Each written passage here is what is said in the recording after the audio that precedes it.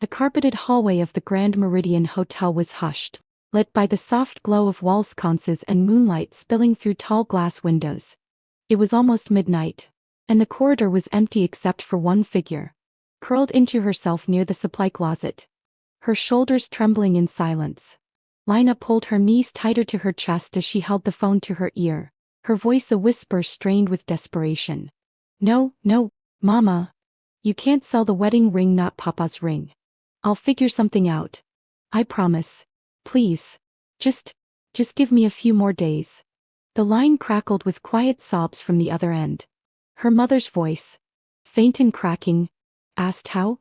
Your sister needs the medication tomorrow. Lena bit her lip, tasting blood. I'll do overtime. I'll clean every floor in this hotel if I have to. All her voice broke. Just don't let her think we've given up. A door down the hall opened with a soft click. A tall man in a tailored dark suit stepped out, distractedly scrolling through his phone. Andrew Callahan, CEO of Callahan Equity, had just wrapped a transcontinental investor call. The night had been long, and his expression carried the familiar weight of million-dollar decisions. But the moment he heard her voice, something shifted. His steps slowed. Konsen loi vitasin rot wrong Miko. Vida whispered into the phone, voice cracking on the final word. Konsen loi vila gang nang. Enru stopped just out of her view behind a marble column. For a moment, he considered walking past, pretending not to hear. It was none of his business. She was hotel staff, likely one of the many who passed him in the lobby and noticed every day. But he did not walk past. Instead, he stood still, watching her from a respectful distance. Lena wiped her face, quickly stood, and forced her spine straight.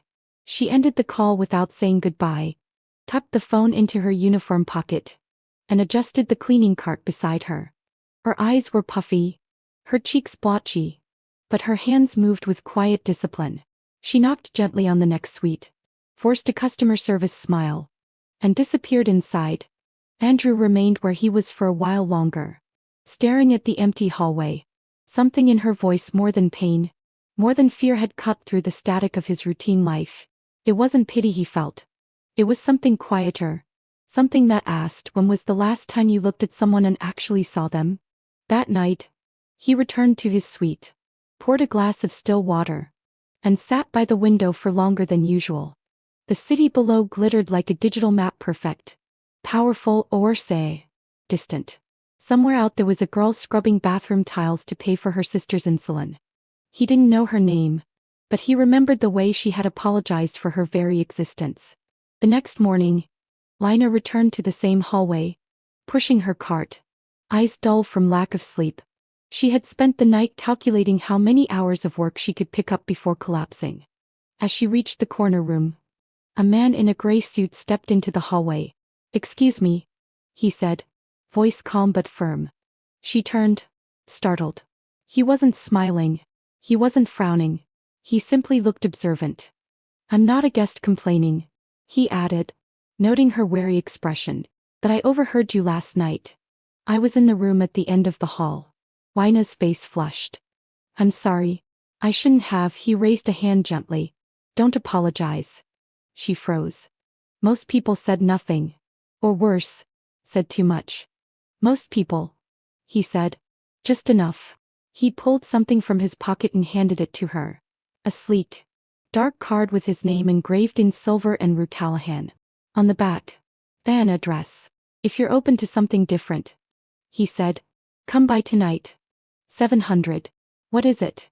she asked, wary. "A job. Not charity, not pity." Lena looked down at the card. Her hands were trembling again, but not from fear. "Why me?" He studied her for a moment before answering. "Because most people cry when they break. You cried and then went back to work." With that, he nodded once and walked away, his stride composed as though he had just signed off on another deal. But inside, something had shifted, and for the first time in years, Lena felt as though someone had truly seen her, not as a maid, not as a problem, but as a person. The address on the card led to a quiet neighborhood just outside the city, where the noise of traffic faded into the rustling of trees and the distant chirp of evening birds. Lena stood at the front gate of the property, a wrought iron arch draped in ivy, clutching the card in her hand like a fragile ticket to another world. She had changed out of her hotel uniform into the neatest clothes she owned, a faded blouse, clean jeans, "I want to thank you for joining me," and borrowed flats a size too big. Her hair was pulled back in a modest braid. Every part of her wanted to turn around. This could be a trap, or a joke, or a test she was never meant to pass. But something deeper, quieter, kept her feet rooted. A soft buzz sounded as she pressed the gate intercom. A voice, female. Warm, "Weren't you thank you for joining the professional," came through. "Miss Lena, please come in. Mr. Callahan is expecting you." The gate creaked open. The house wasn't what she imagined. It wasn't a palace or some cold modern cube. It was an old colonial-style home with wooden shutters and a wide wraparound porch. Lights glowed from within, not bright or grand, just warm. The front door opened before she knocked. A woman in her 50s, dressed in a crisp white blouse and comfortable flats, greeted her with a kind smile. "I'm Mara. I manage the household. Come, come, I'll show you where to wait." Lena stepped into a hallway that smelled faintly of sandalwood and old books. She passed a cozy sitting room, the dining room lined with shelves of old vinyl records, and a kitchen where the light was still on. Everything felt lived in but not worn. Intentional. Comfortable. Mara led her into a small sunroom with 2 chairs, a pot of tea, and nothing else but quiet. "He'll be with you shortly," Mara said, and left her there. 10 minutes passed. Lena was just about to rise and leave when Andrew entered. Not in a suit this time, but in dark jeans and a navy sweater. He looked different without the armor of his tailored wardrobe, still composed, but more human. "Thank you for coming," he said simply. Lena stood. "I wasn't sure I should." "I wasn't sure you would." She waited for him to explain why she was here, why he'd invited her, why someone like him would notice someone like her. But instead, he poured her a cup of tea and handed it to her. "I want to offer you a job," he said, sitting opposite her. "It's not charity. It pays fairly, and it's temporary." "What kind of job?" she asked. He studied her face, then leaned back slightly as if measuring the air before speaking. "You'll live here. You'll work as a house assistant. Help Mara.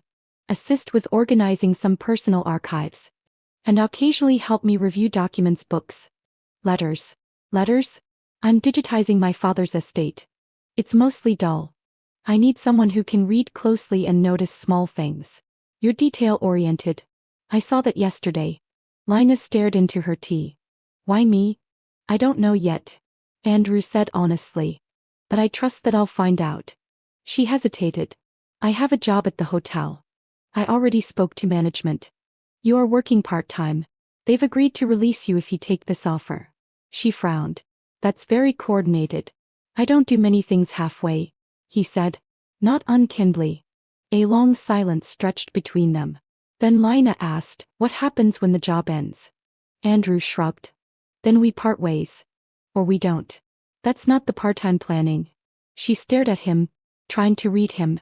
He didn't look like he pitied her. He didn't look amused. He looked interested. "I need to send money home for my sister's treatment. You'll be paid weekly, in advance. Full health coverage while you're here. No cameras, no NDAs. Just one rule." She raised an eyebrow. "No apologies, not for being here. Not for needing help. Not for surviving." Her eyes watered, but she blinked quickly. "I'll try," she whispered. "That's enough," Andrew said. He stood, extended a hand. She took it. His grip was steady, not cold, not controlling, just steady. And for the first time in a very long time, Lena felt something she hadn't dared to hope for. Not safety. Not security. A beginning.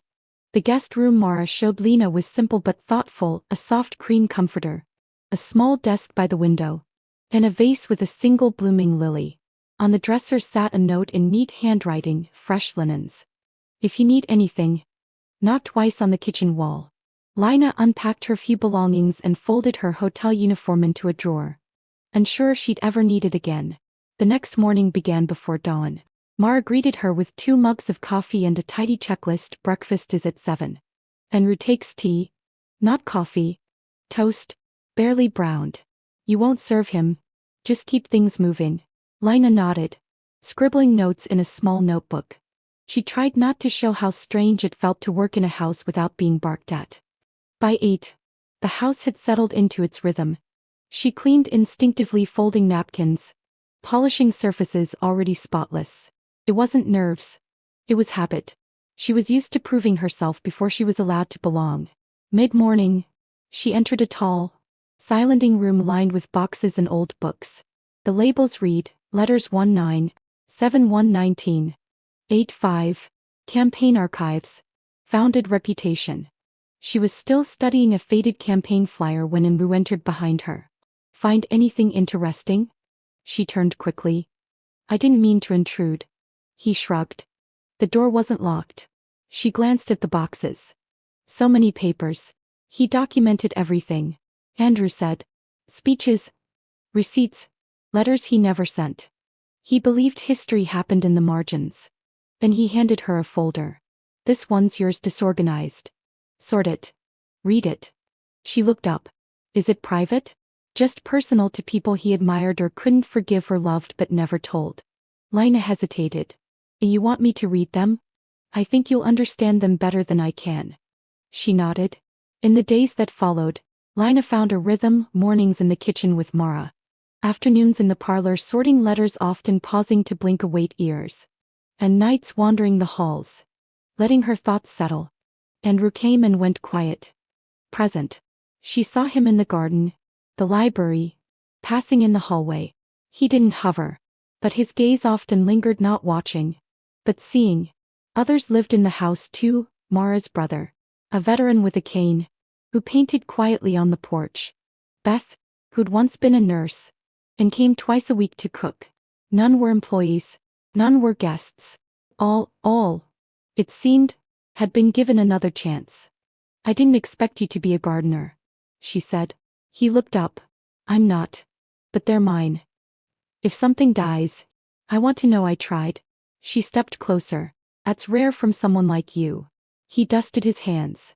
Power isn't about saving things. It's about caring enough to try. They stood quietly. Then he added, I don't bring people here because they're broken. I bring them because they still try. Her voice was soft. Even if they don't know what to do with a second chance? He looked at her. Especially then. As Lena walked back toward the house, something inside her shifted. She wasn't being watched for flaws or judged for her past. She was being seen. And that, more than anything, terrified her. Rain drizzled softly against the windows, painting slow-moving streaks across the glass. The house was quiet that evening. Mara had taken her brother to a specialist's appointment, and Beth had left early with a cold. For the first time since Lena arrived, the house felt truly still. She was organizing the last of the personal folder in the parlor when Andrew stepped in. A mug in hand and a book tucked beneath his arm. He hesitated at the door, then asked, Do you mind some company? She looked up from her stack. Surprised. Of course not. He took the seat across from her, not too close. Not formal. Just near enough that the silence between them didn't feel awkward. I was reading the letter your father wrote to the mayor in '84. She said, voice soft. He never sent it. Andrew exhaled a quiet laugh. He wrote a lot of things he never sent. Why? He believed the process of writing something honest was more important than delivering it. Said it helped him know what he really thought. She turned the folded paper in her hands. It's strange he sounds less like a politician here and more like someone trying very hard to still believe in people. Andrew looked at her. He was. Most days. So am I. The rain thickened, tapping more insistently now on the windows. Lena placed the letter down and reached for her tea. Her hands, she noticed, were trembling just slightly from fatigue. Andrew caught the movement but didn't comment. Instead, he asked gently, have you always been the one holding your family together? She blinked, startled. Why do you ask that? Because I know what someone looks like when they're tired of pretending not to be tired. For a moment, she said nothing. The only sound was the ticking of the antique clock on the mantel. Then, slowly, Lena set her mug down and leaned back in the armchair. My father died when I was 11. She said. My mom worked 2 jobs. Sometimes 3. I started cleaning offices at 13 not because anyone made me. Just because the electric bill doesn't wait for grief. Andrew listened. His posture relaxed. I study no interruption. No pity. My sister Ellie has type 1 diabetes. Lena continued. There were days I lied to her and said I wasn't hungry so she'd eat the last pack of instant noodles. She was 8. I told her it was like camping. Her voice wavered. And then one day, my stepfather said I'd never be more than a maid. That I should stop pretending I was meant for anything else. Andrew's jaw tensed. But he said nothing. So I believed him, she whispered. Until recently. He finally spoke. What changed? You? The word came out before she could think it through. Her eyes darted away. Embarrassed. Not you as a person, but this place, the way people move here. Like they're not waiting to be kicked out. Andrew's voice was lower now. No one's kicked out. Not unless they stop trying. Another silence passed. But it wasn't empty. Can I ask you something? She said.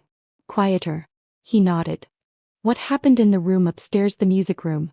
It's always locked. Andrew looked down at his mug. My fiancé keep laid there every morning. She said the world made more sense after Chopin. Lena's eyes softened. She passed away playing Crash. 4 years ago. He looked up at her. I don't keep the room locked because I can't go in. I lock it so I don't forget what it sounded like with her in it. She didn't know what to say, so she didn't say anything. She just let the rain fill the silence. Eventually, she stood, crossed the room, and placed the worn letter gently in its folder. Then she turned to him. I can't play piano, she said, but I can dust it when you're ready. Andrew met her gaze. Thank you. As he walked her back toward the hallway. He paused before the stairs. Then almost as an afterthought. He said, I forgot to mention your tea is always steeped 30 seconds too long. She raised a brow. You noticed? He smirked. I notice things. And as Lena disappeared around the corner, she realized with quiet certainty that he wasn't watching her like someone assessing a wrist. He was watching her like someone learning how to stay. The sun broke through the gray for the first time in days. The morning air smelled of lavender and loamy earth. And Lena stood at the back of the house with her sleeves rolled up. Dirt beneath her nails, sorting through a shipment of fabric remnants delivered to the side porch. Andrew had tried to be subtle. She knew the package came from one of the most reputable textile shops in the state and it hadn't been cheap. But the order slip listed the buyer as anonymous. And Lena wasn't naive. She walked back inside. The fabric folded neatly in her arms. And found Andrew in the study, flipping through an old binder. You didn't have to do that, she said without preamble. He looked up. Do what? Buy me fabric like you're sneaking it through the back door. Andrew set the binder aside. You said you wanted to start sewing again. I thought this might help. She hesitated. Then said it would. But I don't want to be someone who waits to be helped. I didn't offer it as help, he said quietly. I offered it as belief. Lena exhaled slowly. Then let me earn it.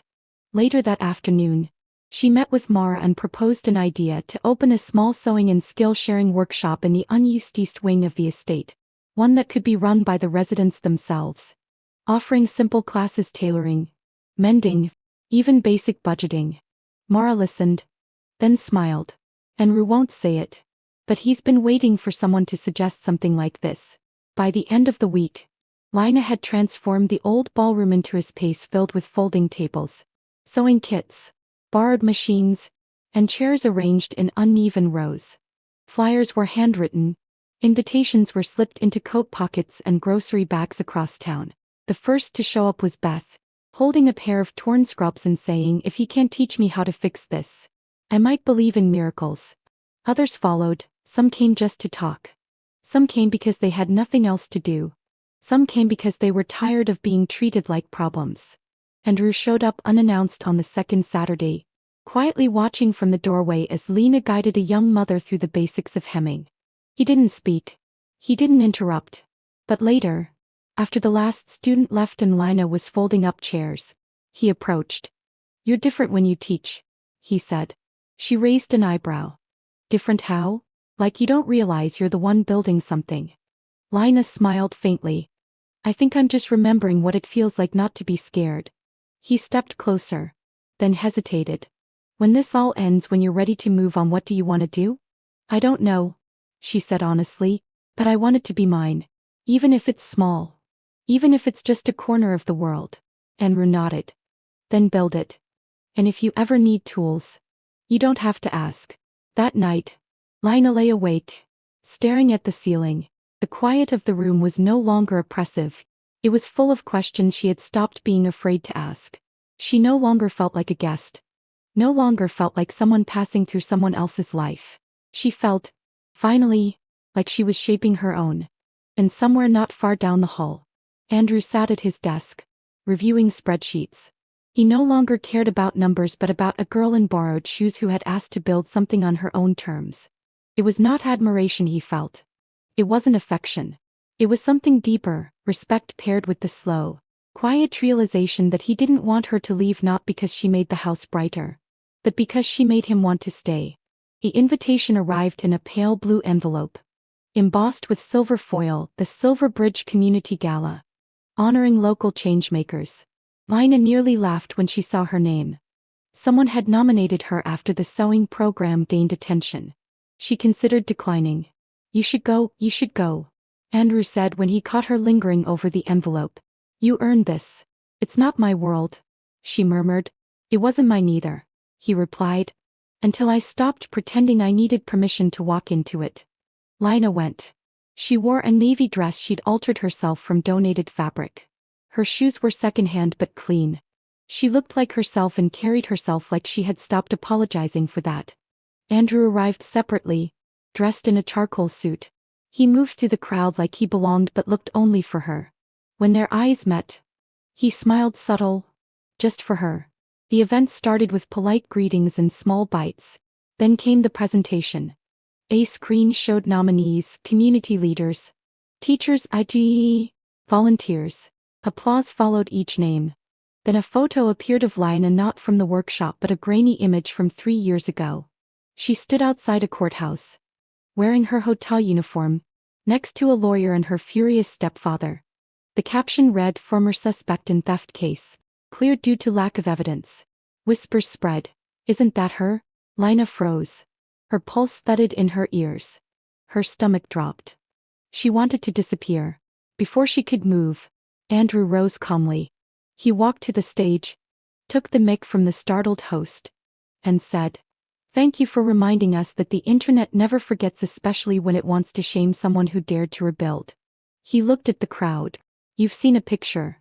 Let me tell you about the person in it." His voice was steady. "This is Lena. She teaches sewing to those told they had no future. She buys fabric from her own paycheck.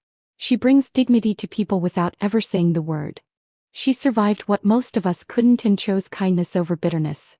He turned to her. "And if you think an accusation defines someone's worth, you haven't met Lena."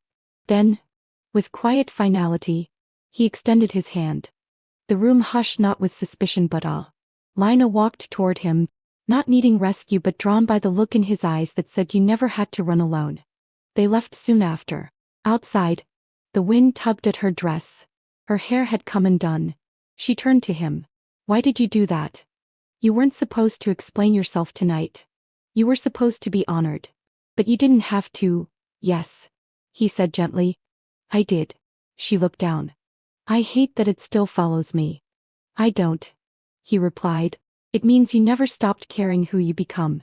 Then she asked, "Would you still have stood up for me if it had been true?" He didn't hesitate. "Yes. Because what we've lived through matters. But what we choose next matters more." She looked at him, eyes full but steady. "I didn't expect this." "Neither did I," he said. "But I'm not walking away from it this time." When she reached for his hand, he didn't just take it, he pulled her into his arms. Deliberate, certain, and in the soft porch light, the past lost its grip.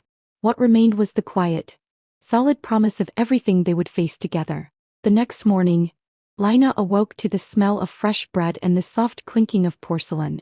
When she stepped into the kitchen, Mara was setting a third cup on the table. Beside her, standing tall and composed in a cream-coated modest heels, was a woman Lena had only seen in framed photographs. "Lena," Mara said gently.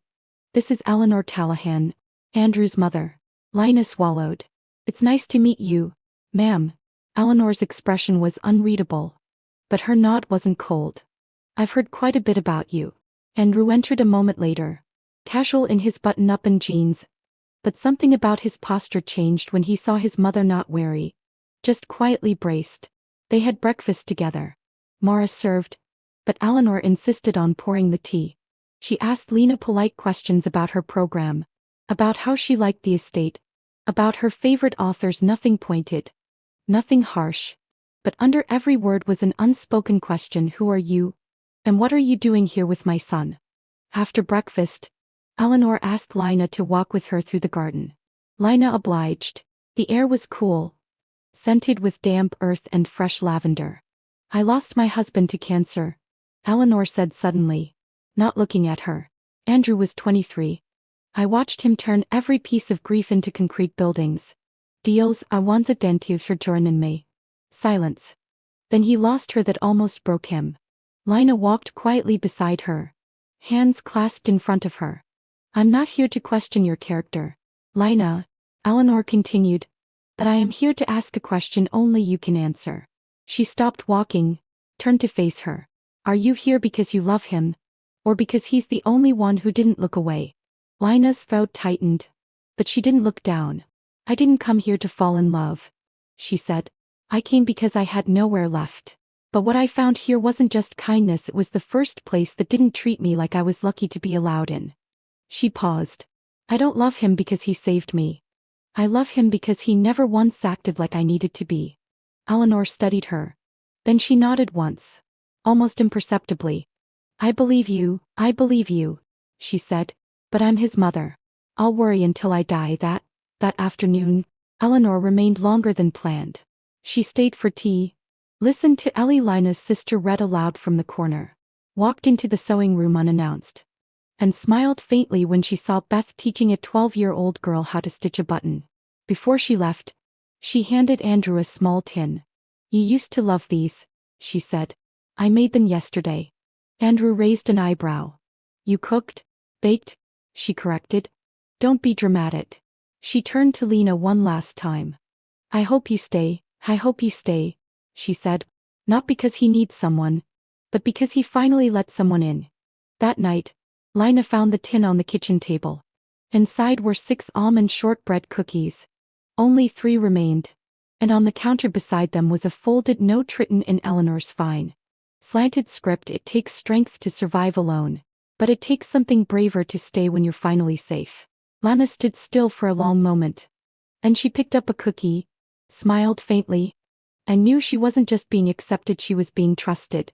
The community center stood on the edge of town, once an abandoned post office, now freshly painted in warm tones. The windows were wide open to let in the breeze and the sound of children laughing from inside, but the front gate hung a modest wooden sign, carved by hand: Bridge House for New Beginnings. It had taken 6 months, countless conversations, permits, donations, volunteers. Lena had overseen every detail, from the sewing machines in the upstairs studio to the reading nook by the fireplace. Andrew had handled logistics, legalities, and late-night budgeting sessions, but the spirit of it that had been Lena's from the beginning. On the morning of the grand opening, the air was electric. Guests trickled in, families, donors, neighbors, and a few familiar faces from the gala. Those who had once whispered now returned with cautious admiration. Lena stood near the door, clipboard in hand, checking final details. She wore a soft white blouse and navy skirt, simple and elegant. Her hair was pulled back, but a few strands danced in the wind. Andrew watched her from a distance, hands in his pockets, pride etched into the lines of his face. She hadn't asked for credit, hadn't asked for anything, but she had built something lasting. And he knew this was the day he would ask her one thing at last for himself. The ceremony began. Speeches were given. Morris spoke about community. Beth shared how the sewing room saved her from a loneliness she hadn't named. Even Eleanor offered a few words, short, honest, and to everyone's surprise, heartfelt. Then the host turned to Lena. Our final words come from the woman who made this place real, Lena Torres. She stepped up to the microphone, heart pounding. Andrew saw her hands shake slightly as she took a breath. Then speak. I used to think surviving was enough, that if I could just keep moving, keep earning, keep my head down, I'd be okay. But survival isn't the same as living. You can't rebuild alone. You need safe places, safe people. She paused, looking across the crowd. Her gaze met Andrew's just for a second. He smiled. This place isn't about rescue. It's about rebuilding. And I'm proud we're building it together. Applause erupted. She stepped down, and as she reached the last step off the small stage, Andrew was there waiting. He took her hand gently, then turned back toward the front. There's one more thing, he said to the crowd, voice calm but steady. Lena looked at him, confused, until she saw the faint glint of silver in his other hand. Andrew took a slow breath. I used to think success meant building walls, but I was wrong. It means building doors, letting the right people in and staying when they do. He turned to her fully now, his voice quieter. For her alone. You didn't save me, Lena. You reminded me that I wanted to be someone worth staying for. And that's why today, I'm not offering you a title or a mansion or a future already written. He opened the small velvet box. I'm offering you this, because every day since you came into my life, I've chosen you, and I want to keep choosing you. Will you marry me? The room went still. Lena stared at the ring inside, simple, elegant, with a delicate band of white gold and a small stone.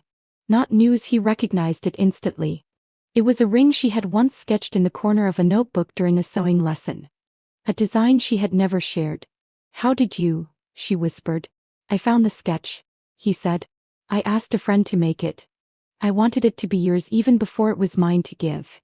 Tears shimmered in her eyes. But she didn't cry. Instead, she smiled slow, sure, radiant. Yes. Applause filled the room. Ellie ran up from the crowd and hugged them both, shouting, he's finally part of our family now. That night, after the celebration quieted and guests drifted home, Lena and Andrew sat on the steps of Bridge House, barefoot, holding hands, listening to the wind in the trees. We did it, she murmured. No, Andrew corrected gently. You did it. I just stood still long enough to be changed. Lena leaned her head on his shoulder.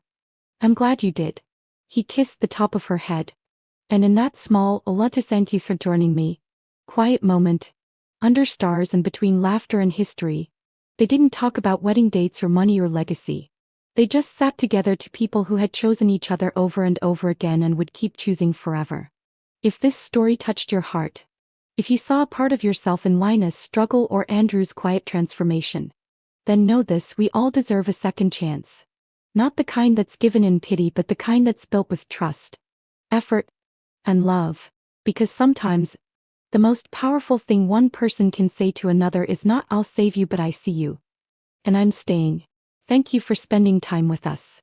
If you believe in stories that heal, inspire, and remind us that love often begins in the quietest places, don't forget to like, share, and subscribe to Soul Stirring Stories. This is where hearts come home. We'll see you in the next story.